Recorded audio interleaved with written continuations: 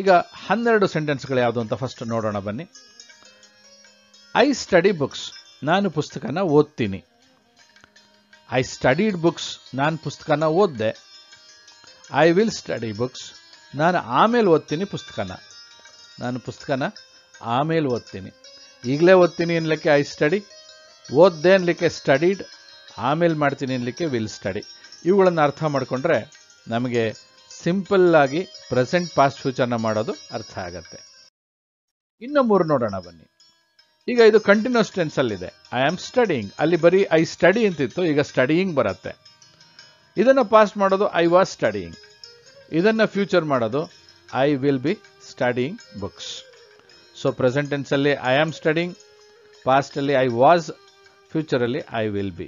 Studying ಅನ್ನೋದು ಅದೇ ಪದ ಹಾಗೆ ಉಳಿಯುತ್ತೆ, ಐ ಬದಲಾಗೋಲ್ಲ, ಬುಕ್ಸ್ ಬದಲಾಗೋಲ್ಲ.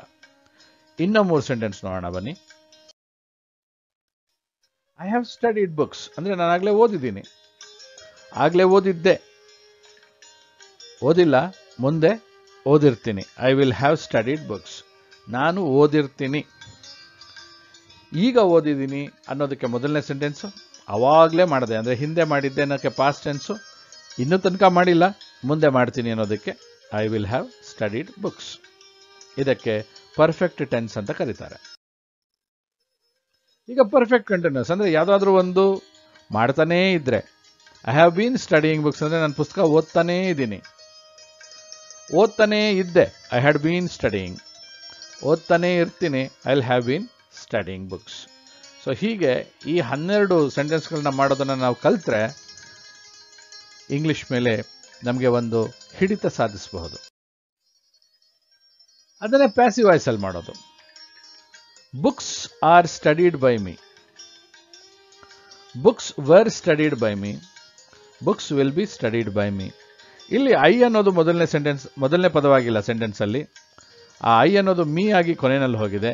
ಏನು ಕೆಲಸ ಆಗಿದೆ ಅಂತ ಹೇಳಲಿಕ್ಕೆ ಬಳಸ್ತೀವಿ, ಯಾರು ಮಾಡಿದ್ರು ಅನ್ನೋದು ಮುಖ್ಯ ಆಗೋದಿಲ್ಲ.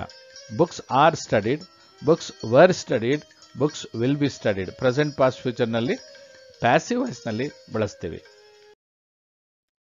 ಅದನ್ನೇ ಕಂಟಿನ್ಯೂಸ್ ಟೆನ್ಸಲ್ಲಿ ಹೇಳಿದ್ರೆ books are being studied, books were being studied.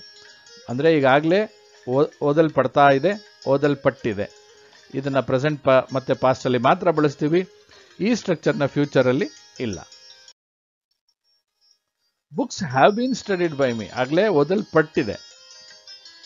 Books had been studied ಅಂದರೆ ಓದಲ್ಪಟ್ಟಿತ್ತು, ಓದಲ್ಪಟ್ಟಿರುತ್ತದೆ. Books will have been studied ಅಂದರೆ ಓದಲ್ಪಟ್ಟಿರ. ಈ ಸೆಂಟೆನ್ಸ್ಗಳನ್ನು ನೀವು 20 ಸೆಂಟೆನ್ಸ್ಗಳಿಗೆ ಟರ್ನ್ ಮಾಡಿದ್ರೆ, ನೀವು ಒಂದೊಂದನ್ನೇ ನೋಡ್ಕೊಳ್ತಾ ಮಾಡಿದ್ರೆ ನಿಮ್ಮ ಇಂಗ್ಲಿಷ್ ಬದಲಾಗತ್ತೆ. ನಿಮ್ಮ ಇಂಗ್ಲಿಷ್ ಬದಲಾಗಿ ಉತ್ತಮ ಸ್ಥಿತಿಗೆ ಬರುತ್ತೆ. ಹಾಗಾಗಿ ಇವುಗಳನ್ನು ಹೋಮ್ವರ್ಕ್ ಆಗಿ ತಗೊಂಡು ಕನಿಷ್ಠ ದಿನಕ್ಕೆ 1ರಂತೆನಾದರೂ ಮಾಡಿದ್ರೆ ನಿಮ್ಮ ಇಂಗ್ಲಿಷ್ ಬದಲಾವಣೆ ಆಗುತ್ತೆ. ಈ 1ರಿಂದ 20 ಮಾಡೋದನ್ನು ಕಲ್ತ್ಕೊಳ್ಳೋದು ಇಂಗ್ಲಿಷ್ ಭಾಷೆಯಲ್ಲಿ ತುಂಬ ಮುಖ್ಯ ಆಗುತ್ತೆ. ಹಾಗೆ ಇನ್ನೊಂದು 4 ಸೆಂಟೆನ್ಸ್ ಕೊಟ್ಟಿದ್ದೀನಿ, ತಗೊಳ್ಳಿ.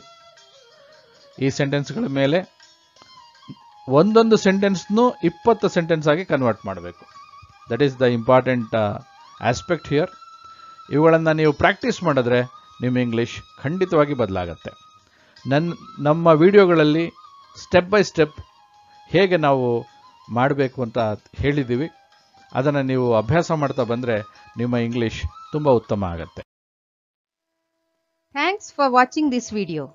Do put your valuable comments in comment box. If it's worth watching, please like the video and share it with your friends.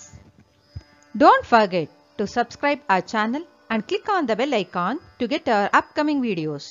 Watch all the videos from the beginning to go step by step for better results. See you in the next video.